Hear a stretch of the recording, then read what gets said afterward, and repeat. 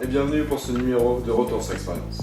Avec plus d'1,8 milliard d'inscrits sur les réseaux sociaux en 2014, ils sont devenus des objets de communication incontournables pour toutes les entreprises.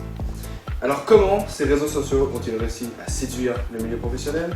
Et quelle valeur ajoutée apportent-ils aux marques, aux entreprises qui les utilisent? Un reportage signé Camille Vigneault et Arthur Peffier. Bonjour Guillaume, alors vous avez effectué un stage en entreprise. Dans quelle entreprise êtes-vous allé? Alors je suis allé chez Village Nature, qui est une co-entreprise entre Euro Disney et Pierre et Vacances Center Parks, et qui est située dans les environs de l'actuel Disneyland Paris. D'accord, et quelles sont les tâches, les missions qu'on vous a attribuées durant ce stage? Alors moi j'étais plutôt affecté sur tout ce qui est réseaux sociaux.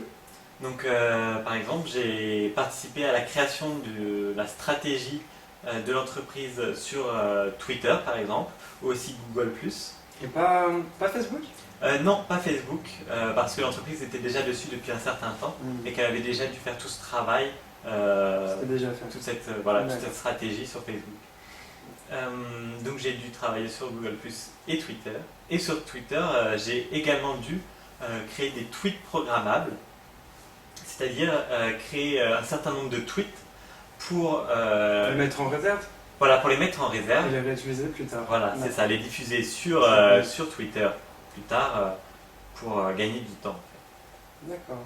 Et ça permet à l'entreprise de rester active sur les réseaux sociaux, même lorsqu'elle a peu de temps à attribuer à ceci. Et qu'est-ce que ce stage vous a finalement apporté? Alors déjà beaucoup d'autonomie, parce que quand vous avez des responsabilités, ce que vous avez toujours quand vous êtes en entreprise, vous n'avez pas le choix, vous devez être autonome, vous ne pouvez pas aller demander tout le temps à votre patron est-ce que vous pouvez m'aider pour cela ou cela, c'est impossible. Donc beaucoup d'autonomie tout d'abord. Et ensuite, ça m'a appris que quand vous êtes plongé dans le monde professionnel, vous êtes d'autant plus impliqué que lorsque vous êtes C'est différent de l'école. Voilà, en école, parce qu'en école, ça reste théorique, malgré tout. Et en entreprise, vous vous rendez compte directement de l'impact qu'ont les travaux que vous rendez, c'est ça.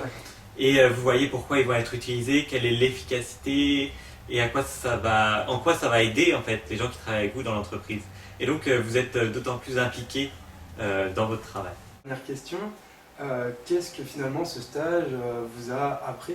Alors j'ai appris déjà à rédiger des tweets pour une entreprise. Donc il y avait 3 règles principales qui étaient pas plus de 3 hashtags dans un message. Donc hashtag, ça indique la thématique en fait du message. Il fallait pas être négatif et il fallait aller à l'essentiel parce qu'on devait se contenter de 140 caractères. J'ai donc rédigé ces 4 tweets. Le premier ne correspondait pas à la cible. C'était un langage trop familier. Donc du coup il a été refusé. Le second a été refusé également parce qu'il était négatif. En revanche, le troisième a été retenu parce qu'il répondait aux exigences de Village Nature, tant par la forme que par le fond. Le dernier a été mis de côté parce que, comme il était très humoristique, on a jugé qu'il était préférable de le garder pour une opportunité. Donc, il y a notamment un de mes tweets qui a été déjà publié sur le compte Twitter de Village Nature.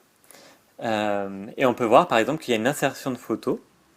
Donc, parce que j'avais remarqué que quand on mettait une photo dans un tweet, il y avait plus de retweets et il y avait plus d'impact.